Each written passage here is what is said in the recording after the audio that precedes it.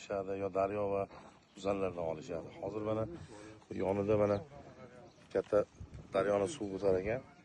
Shu daryoning suvidan foydalanyapti. Mana shu suvdan foydalanish bo'yicha baliqchilarga qanday takliflar, qanday bo'linmalar beradi? Okey, mana qarang, Ibrohim aka. O'zimiz ko'zimiz bilan ko'rib turibmiz. Bu misol uchun yovvoyi hisobda nechtadir baliq suzib yursa yashaydigan joyda, bu tabiiy. Qachondir loyqiydi, qachondir tinadi. Tinadigan payti ham bormi? Buni tiniqroq bo'lib boqadigan payti ham. Tiniqroq bo'lib, loy, sel yoki nimadir bergan paytda rangi o'zgaradi. Bu xohlaymizmi, xohlamaymizmi, baribir ko'lga baliqchilikka tayyor bo'lgan suv hisoblanmaydi bu. O'shaning uchun biz har doim tavsiya beramiz, bu suvni biron bir atstoynikka olish kerak birinchi. Misol uchun mana 1 gektarlik ko'l bo'layotgan bo'lsa, bir yarim gektarmi 30 sotuvmi joyiga yoki 50 sotuv joyiga birinchi suvni kirgizib olib, loyqalari, cho'kinlari o'tirib, o'shaning ichida обязательно qamich bo'lish kerak, mayli ko'proq miqdorda bo'lsa ham, chunki tozalaganingizda olib tashaverasiz. Kirib suv filtrlanib keyin o'tish kerak. Bu degani baliqchilikka tayyor bo'ldi degani emas, через atstoynikka o'tganda ham. Suvni o'zini cho'kadigan minerallari bor, suzadigan minerallari bor. Suvni suzadigan minerallarini suvga yangi suv quyganingizda ko'rasizlar. Qaymoqqa o'xshagan qatlam tegida gaz bilan birga ko'tarilib chiqib suzadi. Endi og'ir minerallari bor. Misol uchun bu stalaktitlar, har xil qumlar, har xil chistitsa, temir, shunga o'xshagan moddalar. Ular ham cho'kib olish kerak.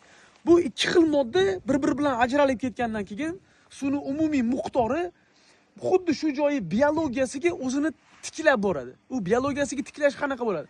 Har bitta odamning uyida o'zini hidi bo'ladi. Har bitta odamning o'zini hidi bo'ladi.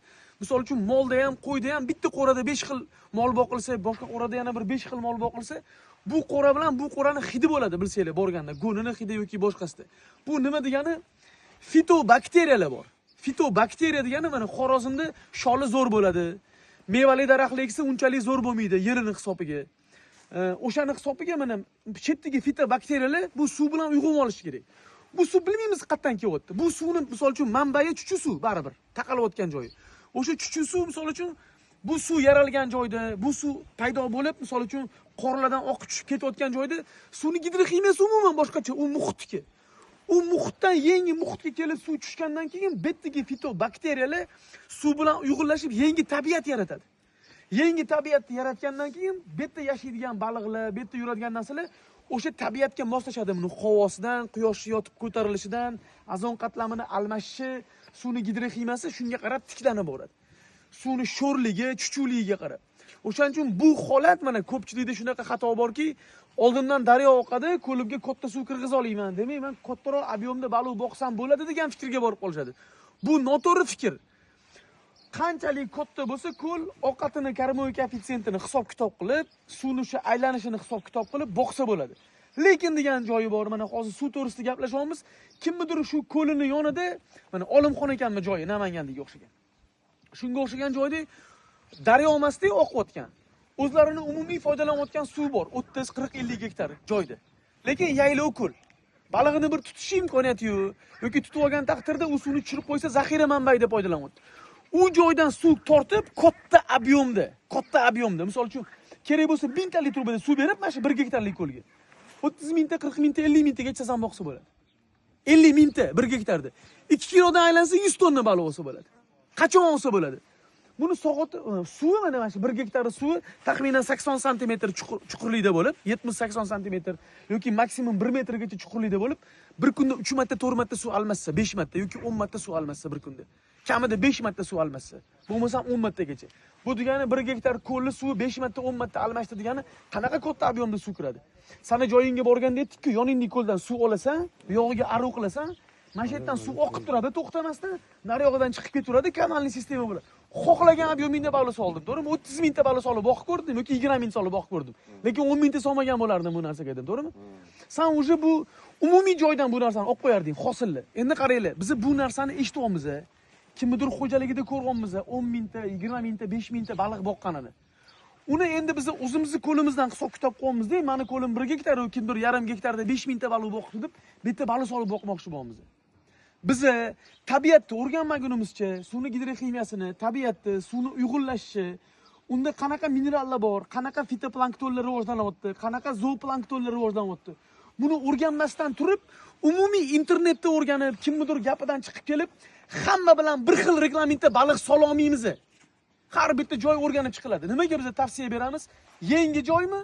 Yangi joy. yangi joyga kelgandan keyin mana Begiston bu yil misol uchun 1-yil baliqchini boshlayaptilar. Bu joyga 2000 donami, 3000 dona 1-yilga solib boqib ko'ring dedik. Nechta baliq soldingiz? Hozir 5000 ta soldim. 5000 ta. Mana baribir ko'paytirib yuborgansiz. 5000 ta baliq solib ko'rdilar. Lekin 3000 ta solganlarda ham o'sha kiloni olardilar, 5000 ta solganda ham o'sha kiloni olardilar. Endi mana hozir bu yil ishlab ko'rsalar bu joyda agar natijalari misol uchun mana o'rta hisobda 2 kilomi mo'ljallingiz qilish.